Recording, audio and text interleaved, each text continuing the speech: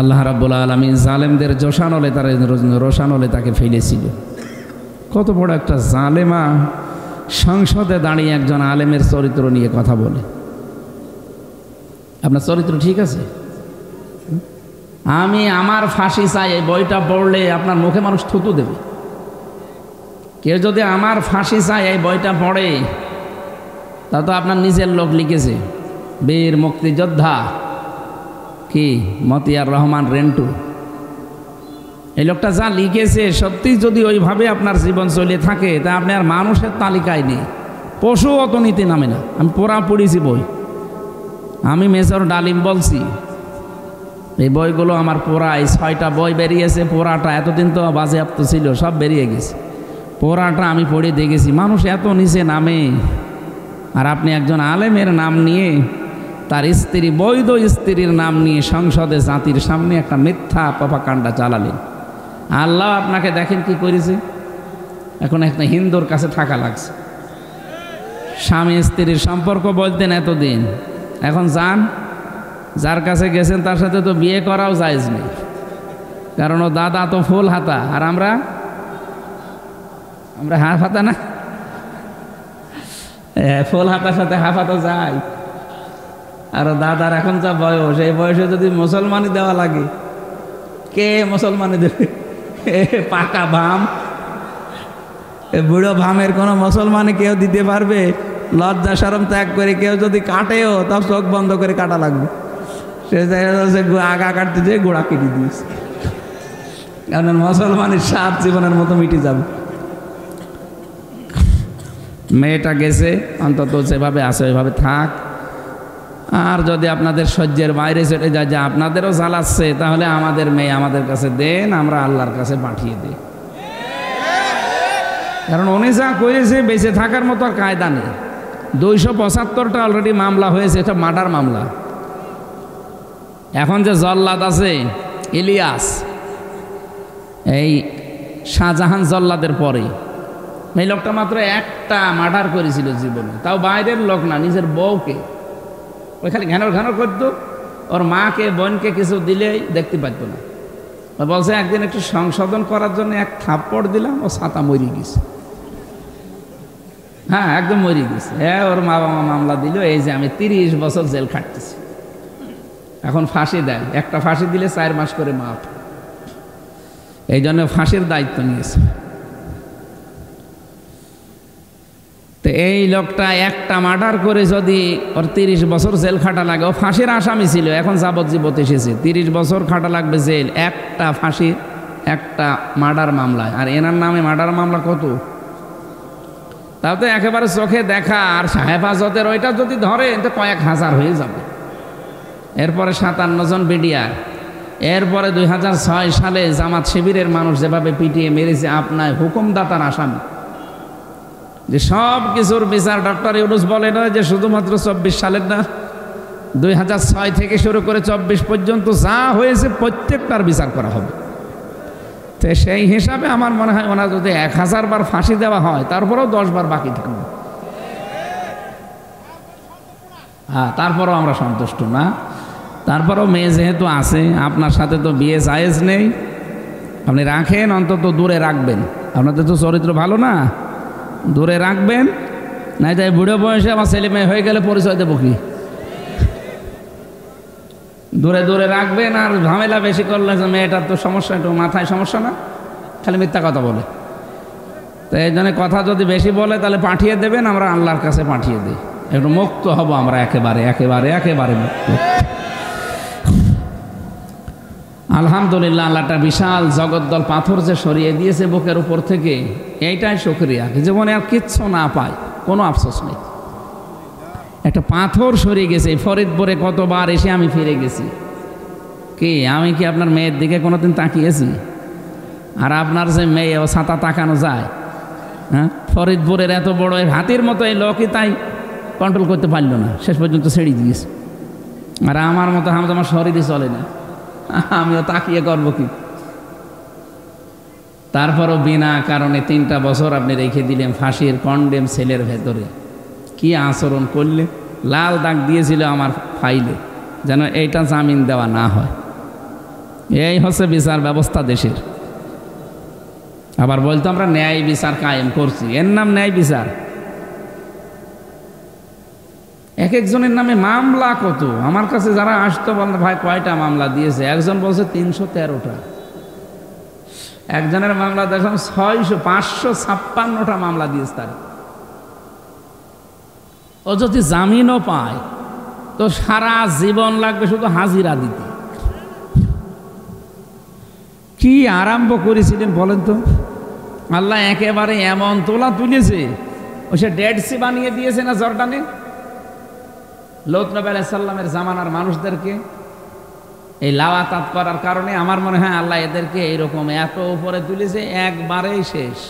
যারা যারা অবিচার করেছিল প্রত্যেককে আল্লাহ ধরছে। এখনো অনেক জালেম আছে, তাদেরকেও ধরা দরকার। যারা এই ছাত্র জনতার বুকে গুলি চালিয়েছে, অনেক প্রশাসনে এরকম ভণ্ডামি আছে, এদেরকে ধরা দরকার।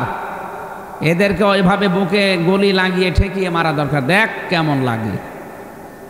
আমরা আদালতে আমার মামুনুল হককে যখন হাতে বেড়ি দিয়ে মাজায় দড়ি দিয়ে তুলতো, ঢাঁড়টা বেড়ি দিয়ে, তখন ওই জালেমরা দেখলাম টিপ্পনি কাটতো। এখন কেমন লাগে? এখন আপনাদের তুলছে, এখন আমরা বলি যে দেখ কেমন লাগে। ওই যে কালামানিক শুনলাম যে ওর বিসি উড়িয়ে গেছে। ঠিক হয়েছে, ওর বিসি উড়িয়ে গেছে, ওর বউ টেকবে। কয়েকদিন পর শুনবেন ওর বউ আল্লাহ রাস্তায় চলে গেছে। বেশি থাকছে তাই বউ চলে যাচ্ছে, আর অত বেশি নেই। কত মানুষের জীবন নষ্ট করেছে চেয়ারে বসে শয়তান। সাইদি সাহেবকে ফাঁসি দিতে পারে না, এই জন্য নাকি ওর জীবনের বড় আফসোস। এবার ওরে আফসোস দেখাচ্ছে। তো দুনিয়া গেল, আখেরাতে ওর জন্য ভয়াবহ শাস্তি আছে, কারণ ও নায়েবে রাসূলদের বিরুদ্ধে ছিল। যেন আমরা যারা আজকের এই ময়দানে এসেছি একটা ফাঁকা বুক নিয়ে, অন্তত হালকা হালকা লাগছে যে আল্লাহ আমাদেরকে কোরআনে কারিমের যে আয়াত পড়েছি আমরা ওই আয়াতের তাফসীর করব ইনশাআল্লাহ। যিনি আমাদেরকে নিয়ে আসলেন রাতের বেলা, বলেন আলহামদুলিল্লাহ। দরুদ আর সালাম পাঠ করছি আমাদের নবী মুহাম্মদুর রাসূলুল্লাহ সাল্লাল্লাহু আলাইহি ওয়াসাল্লামের প্রতি, যার আদর্শ পেয়ে আমরা আসলে খুশি না বেজার? মন থেকে আমরা খুশি তো আলহামদুলিল্লাহ। সূরা আহকাফ 35টা আয়াত আছে, মাত্র একটা আয়াত পড়েছি, 9 নম্বর আয়াতটা। এই আয়াতের ভেতরে যত তথ্য আছে আমরা পয়েন্ট আকারে বের করবো ইনশাল্লাহ।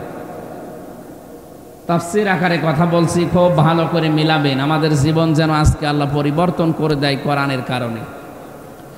জবান খুলে পড়েন আউযু বিল্লাহি মিনাশ শাইতানির রাজিম, বিসমিল্লাহির রহমানির রহিম।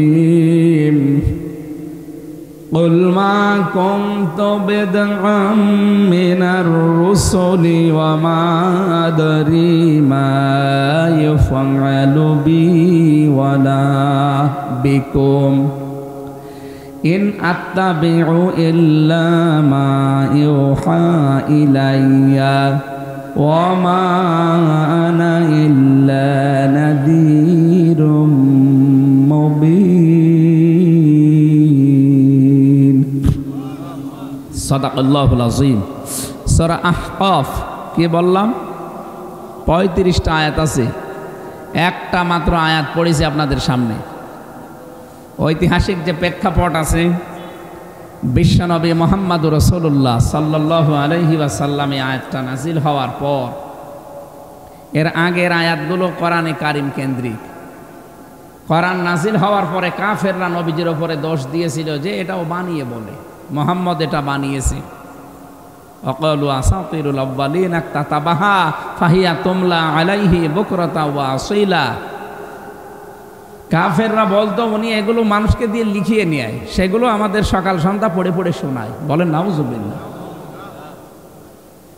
রব্বুল আলামিন বলেন কুল ইন ইফতারাইতুহু ফাআলাইয়া কুল ইন ইফতারাইতুহু ফালা তামলিকুনা লি মিনাল্লাহি শাইআ হুয়া আ'লামু বিমা তুফিদুনা ফীহি।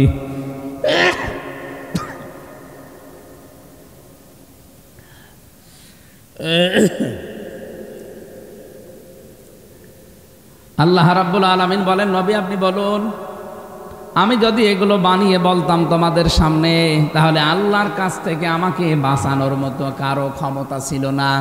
ওয়ালাউ তাকাব্বালা আলাইনা বা'দাল আকাবিল লা আখাযনা মিনহু বিল ইয়ামিন সুম্মা লাকাতা'না মিনহুল ওয়াতিন। 44, 45, 46 নাম্বার আয়াত সূরা হাক্কাতের রব্বুল আলামিন বলেন, আমি যে কোরআনে কারিম নবীজির কাছে দিয়েছি, আমার নবী যদি নিজের কোনো কথা এর ভেতরে আমার নামে চালিয়ে দিত, আমি নিজে আমার ডান হাত দিয়ে নবীজিকে চেপে ধরতাম আর তার কণ্ঠনালী কেটে ফেলে দিতাম। এখানে বাংলা অর্থ একটা বিভিন্ন তাফসিরে হয়তো ভুল মিস্টেক আছে, ভুল বলবো না, মিস্টেক হয়ে গেছে।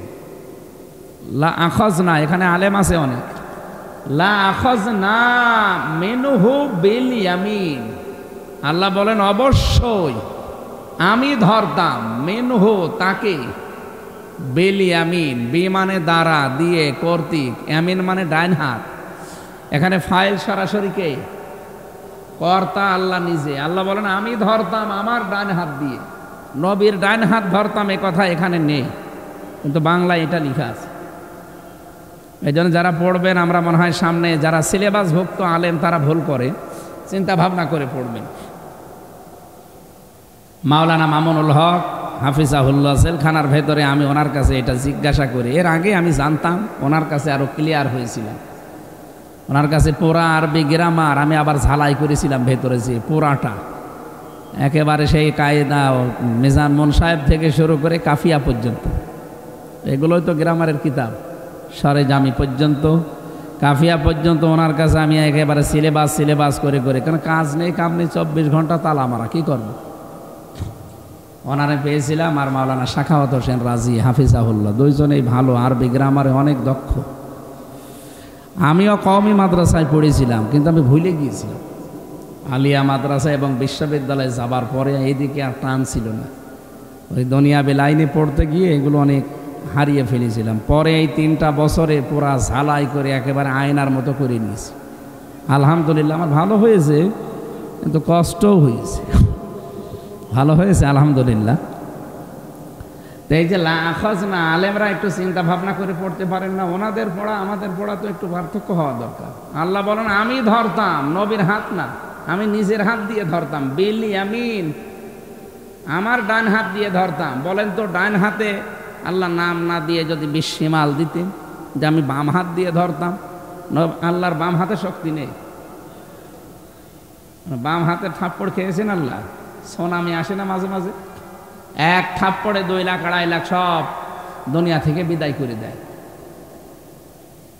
তাহলে আল্লাহর ডান হাতেও শক্তি আছে, বাম হাতেও আছে না নেই? ডান হাতের নাম দিলেন কেন?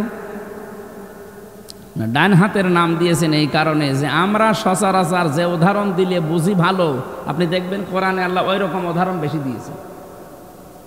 আমরা যেহেতু জানি যে কোনো জিনিস শক্ত করে ধরতে হলে বাম হাত না ডান হাত দিয়ে ধরা লাগে, যদিও আল্লাহ 2 হাতেই শক্তি আছে।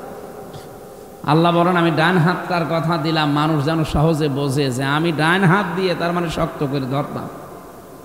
লা আখাযনা মিনহু বিল ইয়ামিন, আমার ডান হাত দিয়ে নবীকে আমি চেপে ধরতাম। সুম্মা লাকাতা'না মিনহুল ওয়াতিন, এবং যেটা দিয়ে কথা বলে ওই কণ্ঠনালী আমি কেটে ফেলে দিতাম। ফামা মিনকুম মিন আহাদিন আনহু হাজিজিন, কেউ নেই আমার কাছ থেকে নবীকে বাঁচানোর কোনো ক্ষমতা কারণে। এত বড় কঠিন কথা আল্লাহ কোরআনের ব্যাপারে দিলেন, আর তোমরা বানিয়ে বানিয়ে আমার নামে এই কথাগুলো চালাও যে আমি তোমাদের বানিয়ে শোনাই, আমাকে কেউ লিখে দেয়। হুয়া আ'লামু বিমা তুফিদুনা ফি, যেগুলো বলছো বানিয়ে এটা সবচাইতে ভালো জানে আমার আল্লাহ।